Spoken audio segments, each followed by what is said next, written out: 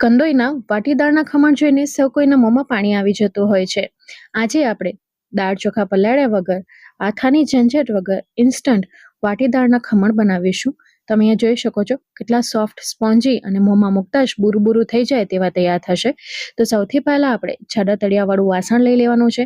એની અંદર આપણે 1 કપ જેટલી ચણાની દાળ નાખીશું. ગેસની મીડિયમ ફ્લેમ ઉપર આ દાળમાંથી જ્યાં સુધી સુગંધ ના આવે અથવા તેનું મોઇશ્ચર દૂર ન થાય ને ત્યાં સુધી આપણે એને શેકવાની છે. ગેસની ફ્લેમને મીડિયમ જ રાખવાની છે, એ વાતનું ધ્યાન રાખજો. અને દાળ ઉપર કોઈ પણ જાતનો સ્પોટ ના આવે એ વાતનું પણ ધ્યાન રાખવાનું છે, નહીંતર એના ટેસ્ટમાં પણ ફરક પડી જાય છે. હવે આ પ્રોસીજર આપણે એટલા માટે કરીએ છીએ કે બધી જગ્યાએ ચણાનો કરકરો લોટ અવેલેબલ હોતો નથી. તો આ ચણાની દાળ બધીના ઘરમાં અવેલેબલ હોય છે, એટલે આરામથી કોઈ પણ એને બનાવી શકે છે.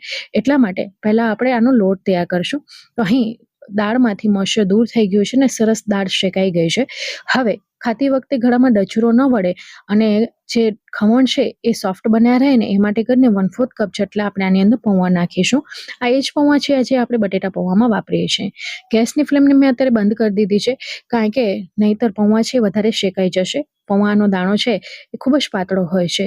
તો બસ 1 મિનિટ સુધી કન્ટિન્યુ ચલાવતા રહીશું, એટલી વારમાં જ પૌવા આપણા તપી જશે અને સરસ બુરું થઈ જાય તેવા તૈયાર થઈ જશે.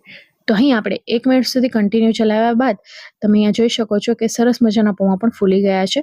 તો હવે આને આપણે એક પ્લેટમાં કાઢી લેશું, જેથી આરામથી ઠંડા થઈ જાય. પેનમાં નથી રાખી દેવાનું, નહીંતર એ નીચેથી સ્પોટ લાગી જશે અને આકરા થઈ જશે. હવે આને આપણે ઠંડા થઈ જવા માટે મૂકી દઈશું. તો અહીં આ બંને છે ને સરસ ઠંડા થઈ ગયા છે ને આપણે મિક્સર જારમાં ટ્રાન્સફર કરી લીધું છે. જે વચ્ચેનો મિક્સર જાર આવે છે એ જ. અને આમાં આપણે આવી રીતનો કરકરો લોટ દળી લેવાનો છે. માર્કેટમાં કરકરો લોટ આમ તો તૈયાર મળે છે, તો ચણાનો લોટ કરકરો હોય તો એની સામે 1/4 કપ જેટલા પૌવાનો પાવડર કરીને તમારે નાખી દેવાનો. હવે ઘરે આપણે પીસીએ ને તો આવી રીતે પાર્ટિકલ્સ રહી જતા હોય છે, તો જાડા સ્ટ્રેનર કે ચાળણીની મદદથી આપણે આ લોટને ચાળી લેવાનો છે. અને જે મોટા મોટા પીસીસ રહે એને ફરી પાછું આપણે દળી લેશું. અહીં તમે જોઈ શકો છો આ રીતના લોટનું ટેક્સચર હોવું જોઈએ. હવે આપણો આ લોટ તૈયાર છે.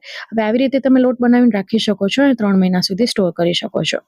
આ લોટની અંદર આપણે ખાટું દહીં લેવાનું છે, કારણ કે આપણે ઇન્સ્ટન્ટ બનાવી રહ્યા છીએ તો મોડું દહીં હશે તો એટલો સારો ટેસ્ટ નહીં આવે. 1 કપ જેટલું મેં ખાટું દહીં લીધું છે અને સાથે મિક્સ કરી લેશું. અહીં આપણો લોટ પણ જાડો છે અને પૌવા પણ ઉમેરેલા છે, એટલે ફટાફટ આ મિશ્રણ છે એને ડ્રાય થઈ જાય છે. તો તમે જોઈ શકો છો થીક મિશ્રણ છે. હવે મેં 1 કપ જેટલું પાણી લીધું છે ને આવી રીતે થોડું કરીને પાણી નાખતા જશું ને બેટર બનાવશું. અહીં બહુ પાતળું બેટર નથી બનાવવાનું, એ વાતનું ધ્યાન રાખજો. તો ટોટલ કેટલું પાણી મેં ઉપયોગ લીધું છે હું તમને આગળ જતા કહું.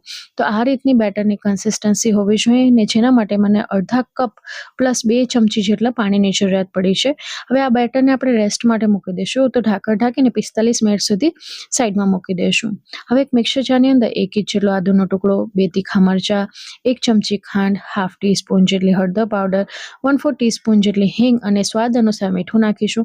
ત્યારબાદ 2 ચમચી જેટલું પાણી નાખીને આની પેસ્ટ તૈયાર કરી લેશું. એટલે આ રીતનું આપણે મિશ્રણ તૈયાર મળશે, જેને આપણે આગળ બેટરમાં નાખીશું.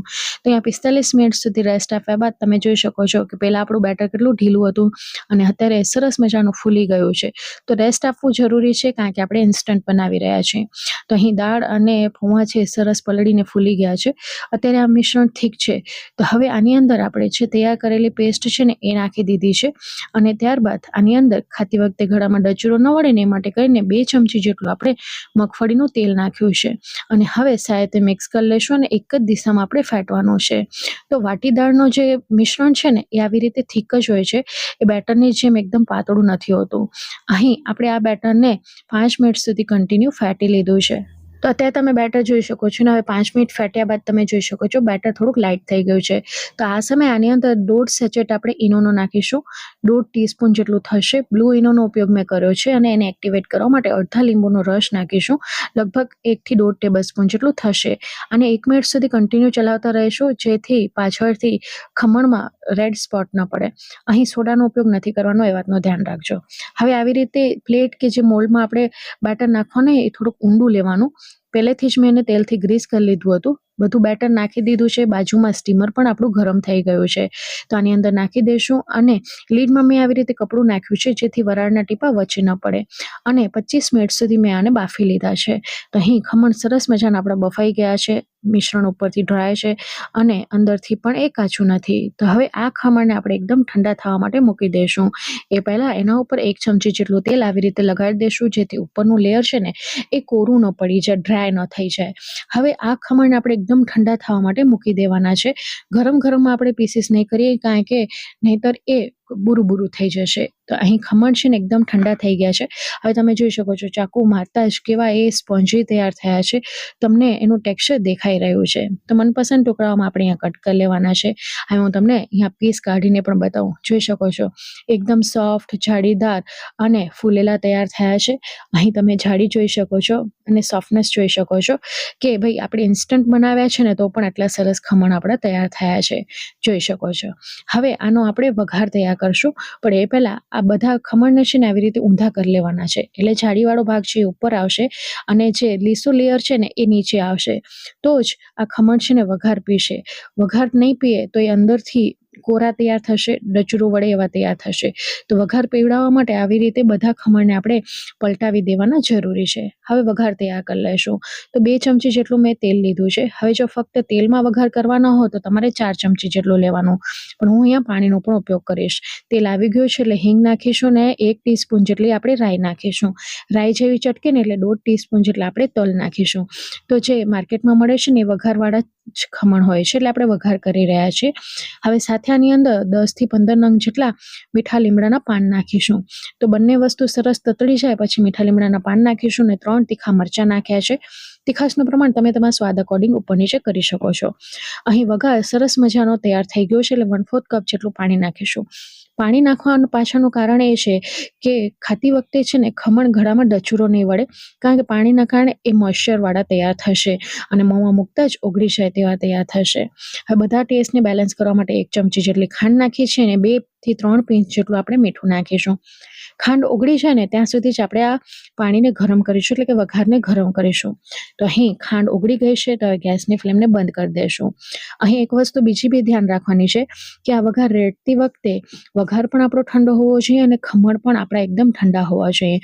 તો હવે આ વઘાર થઈ ગયો છે જેને આપણે એકદમ રૂમ ટેમ્પરેચર ઉપર આવવા દેશું. તો અહીં આપણો વઘાર પણ ઠંડો થઈ ગયો છે અને ખમણ પણ ઠંડા થઈ ગયા છે. અહીં તમે જોઈ શકો છો વઘાર રેડી છે ને એટલે ખમણ છે ને અંદર સુધી આ વઘારને પી લે છે. એટલે આ ખમણ છે ને આપણા મોઇશ્ચરવાળા તૈયાર થશે. બધો વઘાર રેડી દીધો છે અને ઉપરથી હવે ગાર્નિશિંગ માટે થોડી કોથમીર નાખી દઈશું એટલે આપણે બજાર જેવો જ આની અંદર ટેસ્ટ મળે, ટેક્સચર મળે અને રંગત મળે. હવે હલકા હાથેથી આવી રીતે આપણે ટોસ કરી લેશું જેથી બધું એકબીજામાં મિક્સ થઈ જાય અને વઘાર છે ને એ બધી જગ્યાએથી ઇવનલી કોટ થઈ જાય. તો અહીં તમે જોઈ શકો છો કે એકદમ બજારમાં મળે તેવા જ આપણા ખમણ તૈયાર થયા છે. અહીં તમે જોઈ શકો છો કે વઘાર રેડ્યા બાદ એ કેટલા મોઇશ્ચરવાળા તૈયાર થયા છે, સોફ્ટ તૈયાર થયા છે અને મોંમાં મૂકશો ને એટલે બુરું થઈ જશે, એટલા ટેસ્ટી તૈયાર થયા છે. જોઈ શકો છો વઘાર અંદર સુધી ગયો છે અને અંદરથી આપણે તોડતા એકદમ સોફ્ટ જાળીદાર તૈયાર થયા છે. હવે આ ખમણ સાથે સર્વ થતી આપણે એક સ્પેશિયલ ચટણી પણ બનાવી દઈએ. તો 2 થી 3 પીસ મેં ખમણના રાખી દીધા હતા. તો મિક્સર જારની અંદર મેં 1/2 કપ જેટલી બારીક ચોપ કરેલી કોથમીર લીધી છે. સાથે એની અંદર આપણે અડધો ટુકડો આદુનો લઈશું અને તીખાશ પ્રમાણે મરચાં લેવાના છે. તો મેં અહીંયા 2 તીખા મરચાંનો ઉપયોગ કર્યો છે. હવે આની અંદર આપણે જે ખમણ કાઢીને રાખ્યા હતા 2 ટુકડા નાખીશ. એનાથી એક સરસ મજાનું એનું ટેક્સચર આવશે અને થીક ચટણી આપણી તૈયાર થશે. સાથે આની અંદર આપણે સ્વાદ અનુસાર મીઠું નાખીશું, 1/2 ટીસ્પૂન જેટલું આપણે જીરું નાખીશું, ત્યારબાદ 1/2 ટીસ્પૂન જેટલો ચાટ મસાલો નાખીશું, અડધા લીંબુનો રસ નાખીશું. ચાટ મસાલાથી ખૂબ જ સરસ ફ્લેવર આવે છે એટલે અચૂકથી ઉમેરવો. 1 ચમચી જેટલી ખાંડ નાખી છે, 4 લસણની કળી નાખીશું. લસણ ન ખાતા હો તો અહીંયા સ્કીપ પણ કરી શકો છો, પણ ખૂબ જ સરસ ટેસ્ટ મળે છે લસણના કારણે. હવે આની અંદર આપણે 1 ટેબલસ્પૂન જેટલું ખાટું દહીં નાખીશું. તો આનાથી ખૂબ જ સરસ ટેક્સચર તો મળશે, સાથે ટેસ્ટ પણ સરસ આવશે. હવે આને પીસી લીધું છે તો તમે અહીંયા જોઈ શકો છો કેટલી સરસ ચટણી તૈયાર થઈ છે. આમાં આપણે બિલકુલ પણ પાણીનો ઉપયોગ નથી કર્યો. દહીં નાખ્યું છે એટલે સરસ પીસાઈ જશે. ટેક્સચર પણ એકદમ ક્રીમી છે. તો તૈયાર છે આપણા આથાની ઝંઝટ વગર ઇન્સ્ટન્ટ બનતા વાટીદાળના ખમણ.